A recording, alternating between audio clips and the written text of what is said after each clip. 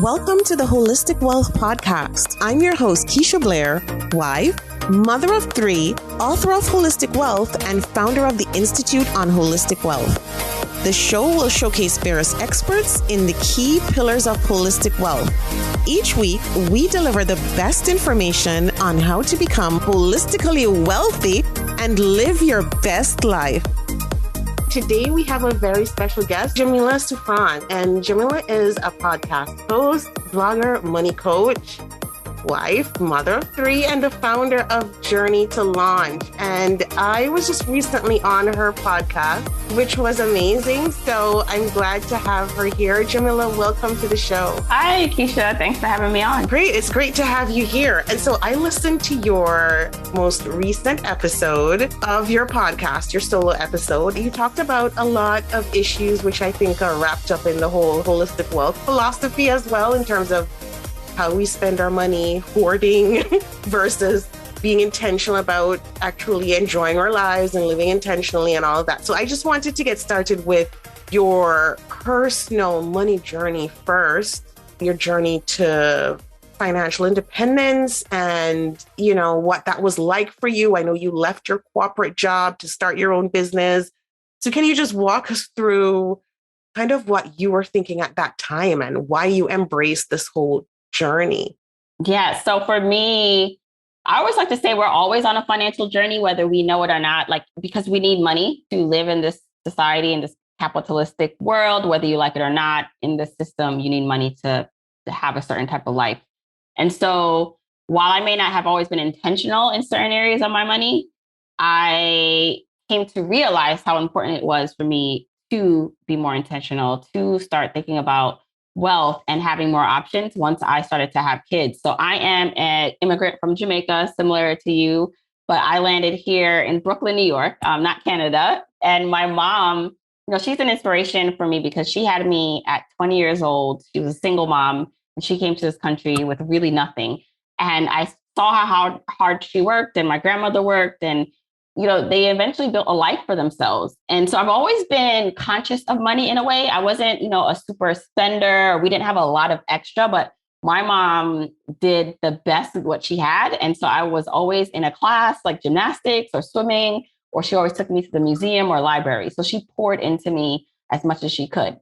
So knowing that, I grew up with this realization that I wanted to have money. I just didn't know how I would get money. Like I knew that maybe I should go to school and get a college education because that was very important. But when it came time to pick my major, I was like, okay, I guess business management, because I guess that's where you make money, but I didn't know. And so I kind of went through my early 20s. I got a corporate job. I checked all the boxes. I had bought a condo also really early at like about 22 years old. And I was living life, still had these ambitions to become rich or at least have money, but I just didn't know how to get there. And I found myself stuck in kind of like this corporate world where, well, I want to have money and I want a certain lifestyle, but I don't know how to get that unless I marry rich or I win the lottery. And by then I was already dating my husband, who was my boyfriend at the time, but you know, he didn't come from money. So I was like, well, I have to figure out something else. And eventually I just thought to myself, well, maybe this dream that you have of being wealthy one day is just not like, just be okay with your job. You have a decent job. It's in a field that you enjoy for the most part. And I kind of just like pushed my dreams away in terms of being free and like not having to be in a cubicle. And when I started having kids, like I was pregnant and I had this long commute. And I remember I was 31, I think at the time, pregnant with my first son. And that was like the first time I realized on my long commute, because it was like such bad traffic one day. I mean, all the days were just miserable being that pregnant. And I was like, no, this can't be my life forever. Like I need more options. And if I stay on this path, this is what my life will be. And I wanted to have more kids. And I just started to get all these feelings back of wanting to be free. And that's what led me to Google, how do I quit my job? How do I retire early? All these like catchphrases. And then I found blogs and podcasts that talked about people saving and investing their way to wealth and financial independence and being able to leave their jobs. And once I found that this world existed, I was like, I want more of that. How do I implement that in our lives as a family? And so I came home. There was a lot of conversations and it took time, but we eventually got on board with that kind of journey. Started to save and invest more. And then it was through that Journey to Launch became the podcast that you were on, was born because I was sharing my journey.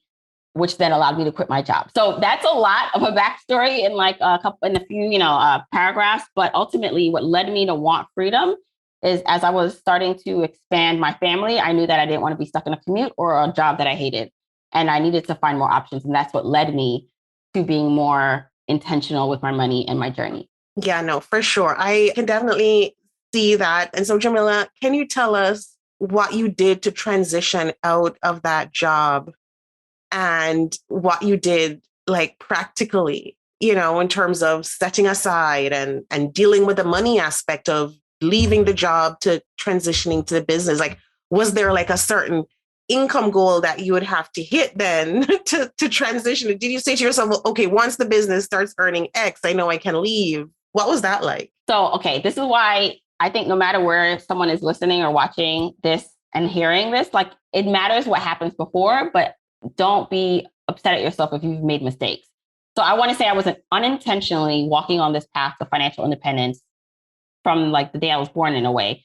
But when I consciously decided to get on the path, meaning I heard podcasts, read blogs, I heard about people saving half their income and investing aggressively over time.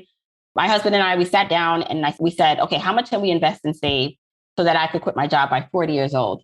So that was like the goal that I set for myself. And so it wasn't retiring forever. It was just retiring for my corporate job. And technically, like I wouldn't have to work if I didn't want to, but we'd be able to survive off of my husband's income. So that's important to note because I did have a spouse that was working, and then our investments, right? But with that came in the beginning years of the journey that we were intentionally on it, we were able to save and invest a lot of money. So in fact, the first 2 years we saved and invested $169,000. So I started to chronicle that. And also, the reason we were able to save that much was because together we did earn a lot of money. So I always like to say like how much I save and invest, it's going to be different based on who you are, your circumstances. So I worked in corporate America. I had great bonuses and my husband was a teacher. So we maximized our income as much as we could. And then we like diverted a lot of it into retirement investment accounts and taxable accounts. Now, when I started to get this itch, like, wait a second.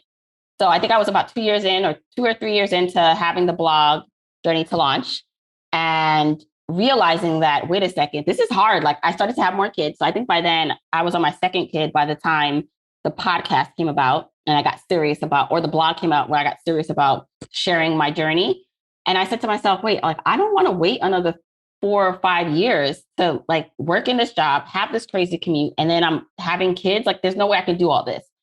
So then our plan switched a bit because I was like, there's no way I can handle this all and keep going until I'm 40 years old. So how can we make this dream of me being free happen earlier without the millions of dollars in the bank or saved?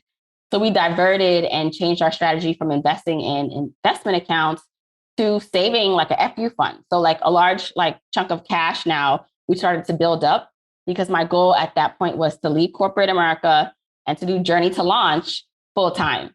Now, I will say Journey to Launch was not making money. Like it was hardly making any money, but I saw the potential. Like, so I didn't blindly just leave and not understand what could be possible. But I had been in the industry a bit and I started to see what was possible for other people and what was possible for me. And so that gave me the confidence that if I did the right things, I could build Journey to Launch into a business that was profitable, that at least earned me as much money as my corporate job, and maybe didn't need to earn as much, but I would have some autonomy and I have some freedom. So we saved up for the next 2 years. So about a year and a half, actually. So instead of investing in the retirement accounts, when I found out I was pregnant with my third, so now we're on my third kid, I said to myself, we're going to invest and save this money. So when I quit my job, I'll quit after maternity leave, so I don't have to go back. And then the money in this FU fund, we will use to help supplement my husband's income because his income did not cover all of our expenses. So it was acting like, the second paycheck of the savings that was coming into the household. And I said, in 2 years, if I can't start earning money and Journey to Launch can't be profitable, by then the money would have, maybe ran out, but then I'd have to go back and get a job. And so that was kind of like the deal we made and I made with myself, but it allowed me for those 2 years to not be pressured into like taking things for the business or doing things that like it wasn't in alignment to make money. And that made me feel more comfortable with eventually like doing the things that felt good. And I would say the first year, like, wasn't making a lot. And then after a certain amount of time, started to build the business more and make money. And so it was very helpful thinking through and having a backup plan in case this didn't work. So that always helped me feel a little bit secure. And so I know blogging can be difficult in terms of like earning from it, as you said, like in the first year, even first couple of years. So what was it like for you, Jamila, in terms of like having the blog, then having the podcast? Would you say then that it was because the blogging took off in a way that allowed you to? In the beginning, like I didn't make money off of my blog. I still don't make money off of my website. Like I know a lot of people who have like very optimized blogs and display ads and they make thousands a month. Like my website is not like that. It's very pretty, but the website does not make money. What I did realize though, and this is the beauty of the internet and meeting people like virtually, because I started to get into this personal finance creator space. I started to share my story via the blog at first, but then I eventually did a podcast, and the podcast became my main source of information where I was disseminating information. So I was sharing my journey and what I was doing to save and invest and how I quit my job. And then I was also interviewing and sharing other people's stories and interviewing experts. So Journey to Launch then became like this media platform where I knew that I could leverage it, like in terms of if I can grow Journey to Launch to like have an audience base that cares about what I do, that what I'm doing is helpful to them, then at some point I could monetize that if I wanted to sell products or do coaching, which in the beginning I did coaching, like one-on-one and group coaching. And I can also leverage the attention of the viewers and podcast listeners with brand partnerships and podcast sponsorships. And I also, at some point along the path, I did get an agent, so like a brand partnership agent. And I just knew from seeing other people in the industry who had the same agent, how much money was possible that could be made. And I'm the kind of person, I think if someone else can do it, I can do it too. And so I was like, well, if this person just said they made $100,000 off for a brand deal, I think I can do that, right? And so that was my mentality. And that kind of stuff started to happen. But it really took building the foundation of Journey to Launch and building like a brand and putting out consistent work that was quality that helped lead me to that. So that's really kind of like where we were and where we are kind of now today. So Jamila, as I said, like I listened to your latest episode and I thought it was a really good one. And especially for the times we're in now with COVID and the pandemic and this high inflation period. And I know people, are looking for ways of coping.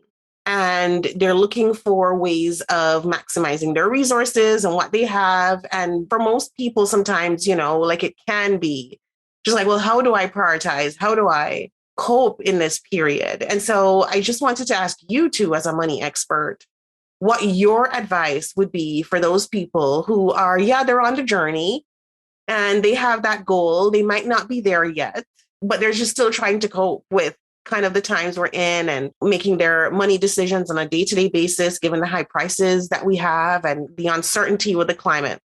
Would you have any advice for those people in terms of juggling day-to-day and their money decision? So it's really important to give yourself grace for wherever you are on this path. And we can all be at so many different points. And so just because I was able to do what I did, it doesn't mean like if you're not doing this, if you weren't able to save half your income or quit your job yet, that you're behind. Everyone is just running their own race. And it's really important that you leverage the tools that you have. And so while I definitely started out with an advantage, so I like to say some people may not really resonate, or they don't, they may look at me and say, well, your mom, like you had a supportive mother that let you stay home like rent free while you saved money up to buy the condo. She did gift me the first 10% portion. She gave me some money towards that. And I will never deny like that kind of help and privilege. Like it's been helpful to me, right? But then I think back on like where she came from, like again, single mom, 20 years old from Jamaica, how she built herself to be in that position to do that, So even if you can't relate to me because I had some privileges, like I look at my mom and say, well, she started way behind and was able to do something. And so my point is, it's really important to work with what you have and to recognize where you do have advantages and what can help you. And you're not going to always leapfrog ahead on the journey. So, if you are in a lot of debt now, like the goal can't necessarily be, I'm going to get out of debt in 3 months. You have to make peace with how slow sometimes the process takes. But what I love is like similar to working out. Like sometimes if you're working out or doing something, you don't see the physical results right away, but change is happening. And then all of a sudden, at one day you look up and you do see the change, and then things start to snowball and start to compound, right? I think our habits and our mindset and our money compounds over time. So whatever it is that you're working on, even if it's small, even if it's paying off debt or saving, that if you keep with it, even if it's small amounts because your attention is tied or pulled in other places, that pays off eventually. And so to give yourself grace with that, be okay with how slow the process can take. And then also understand that just because you're sacrificing something today does not mean you have to do that forever. So there are things that I did in the beginning of the journey where I'm not doing anymore. So maybe we were more conscious of how much we went out to eat and we had budgets around that and we didn't travel. And it was really all about saving and investing so that I could quit my job. But now that we are in a position to spend more money, to enjoy our life a little bit more, because we are on pace to reach our goals, we can splurge a little bit more. So you may be in a position where you are focused on paying off debt. And so you got to maybe put a line item in about, going out with friends. But it doesn't have to be like that forever. Like one day you can do more. So just don't think that your current situation is your permanent situation. And hopefully that helps give you motivation to say, all right, this is just an interim place I'm in so that I can get to the ultimate place I want to be. As you're talking, I'm thinking about the holistic wealth mindset. Like that's so in line, with making decisions and thinking about things, not in terms of your situation, but knowing that this is temporary. Like it will not be like this in the future. You're making those sacrifices now as deposits to that long-term lifestyle that you want to have. And Jamila, you mentioned too the different stages. I don't remember how you said it, but it was like the different stages of financial independence. And I wanted to ask you about that because when you were talking a while ago, I heard some of that coming through. And I just wanted to get the listeners aware of kind of your stages around the different aspects of financial independence. So if you could just quickly walk us through that. Sure. So one of the things that I discovered when I found out about financial independence is the technical definition in the terms when I say it and in the FIRE movement, financial independence, retire early movement is having enough money invested in a way in which you don't have to work actively again, because the money from your accounts are paying for your lifestyle, your expenses. And so that will depend on how much money you need, right, to live. People who need less will then need less money ultimately than to be considered financially independent in this aspect. And that sounded great. And most people want that. Like who doesn't want to think one day they can have all the money they ever need and then not have to work again if they don't want to. But what was happening was when I would talk about it or even explain it to other people who were new, it just seemed like, yeah, that's great. But I am so far from that. I'm not encouraged to start or keep going because I have X amount of debt and I'm nowhere close to having $1 million or whatever the number is that you come up with. And so I broke down reaching financial independence in stages because I felt like that made it more accessible and makes you see that, each stage matters. Each stage is a win. And so the first stage is getting to a financial stable place. So financial stability, I call it the explorer stage. So it's kind of in line with my content and my brand, but it really means you maybe are at the point where you're not able to pay for all your expenses and debt payments with your income. So you're a little bit in the red and you kind of feel unstable. And so you have to get to a place of stability, meaning at least you can at least pay for your living expenses and be on solid ground. So that's stage one. And by the way, these stages, depending on where you are with your income and expenses, it can take you a while to move through each stage. So stage one is just getting stable, that you can pay for your expenses, which include debt payments.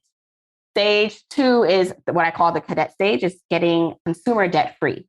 So a lot of people are in this stage now. Maybe, they have credit card debt, car loans, and I don't usually include student loans and mortgage in this because for some people, that's a huge amount that would take them forever before they consider themselves debt free. This is mostly consumer debt. So once you're consumer debt free, so out of the cadet stage, you can move forward to financial security. So I was more in the financial secure stage. I was in the cadet/financial secure stage, as I was on the journey when I first started, because we finished paying off our debt. Then we started to invest money. That's when I said we invested the $169,000. We were becoming more secure and saving and investing towards our future. So in this stage, we were hyper-focused on saving and investing. The next stage after that, once you get to a certain point, and that's going to be based on what you consider secure, you can move to what I call the work flexible stage. So the commander stage, that's the stage I'm currently in. So it's the stage that says most of your debt is paid off. If you do have debt, it's strategic debt, right? So if I use my credit cards all the time just for points, but I pay it off every month. I still have a mortgage. But other than that, I have flexibility where I could take a break from work if I wanted to. We have enough saved, we have enough cushion where I have flexibility. And I do think that everyone can get to at least this stage. So it doesn't mean you never have to work again, but you have some flexibility and options around what you do for work and the breaks you can take. And then ultimately, stage 5 is the captain stage. That's financial independence. That is the stage where you never have to work again if you don't want to, because your investments are covering your expenses and lifestyle. And again, each stage it's going to be a different amount of time depending on your starting point and the advantages that you have. But understanding that each stage, even within the stages, it's wins, right? Like if you're paying off debt, a credit card, like, you're moving up the ranks.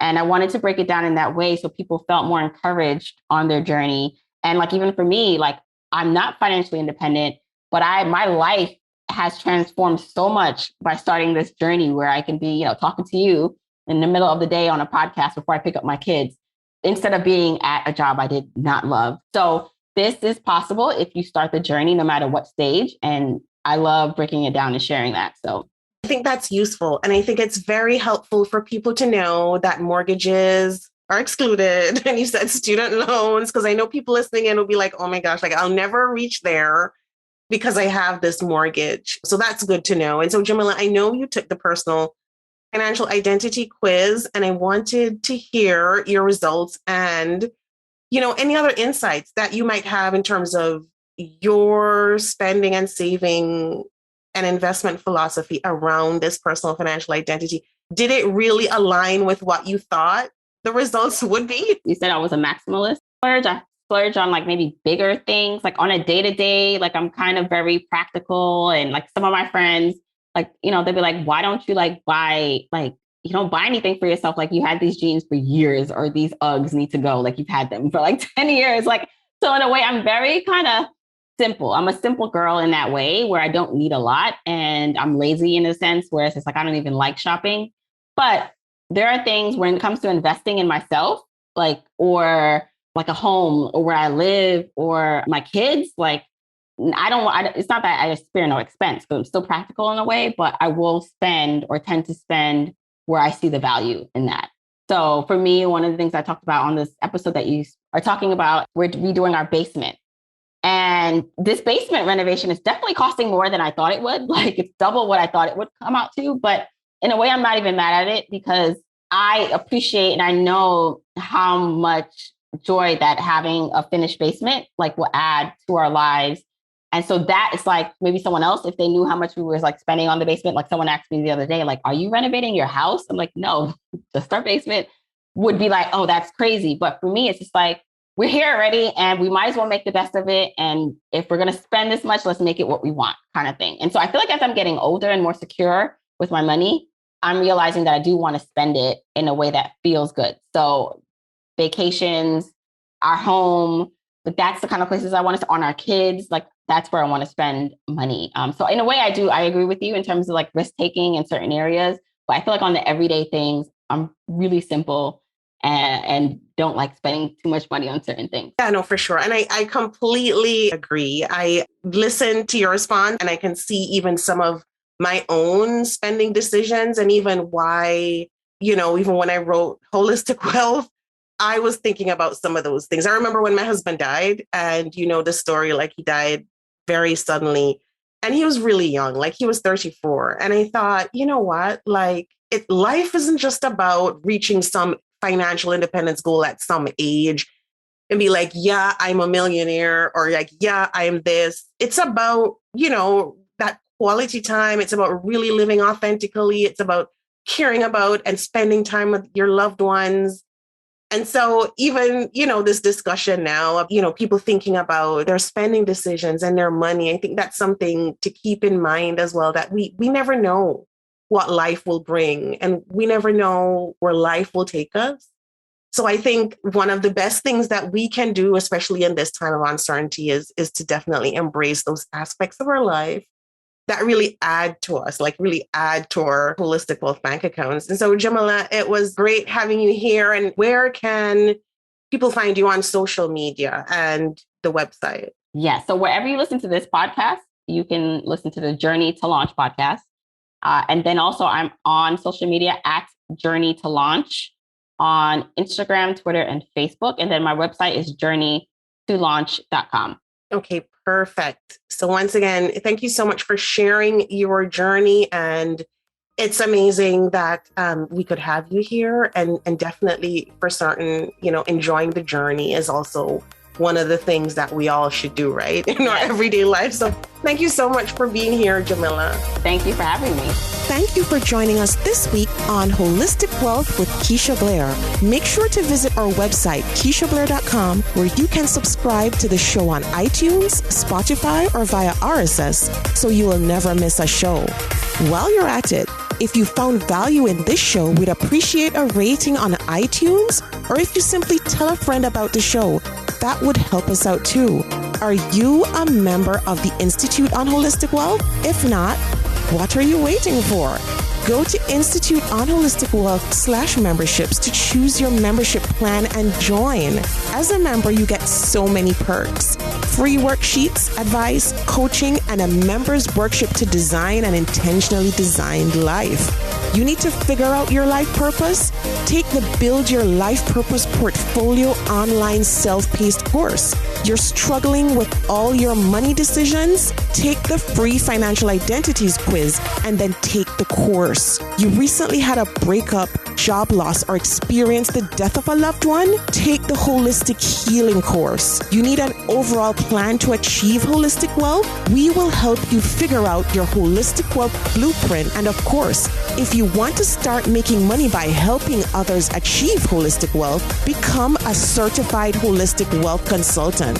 Regardless of what career you've got, the Institute will show you how to increase your income and walk in your purpose. The sooner you join, the sooner you start to achieve a more holistically wealthy lifestyle. And you're going to want to stay for a very long time. So go to Institute on Holistic Wealth /memberships to join. If you haven't read the book yet, pick up a copy of the award-winning, best-selling Holistic Wealth 32 Life Lessons to help you find purpose, prosperity, and happiness.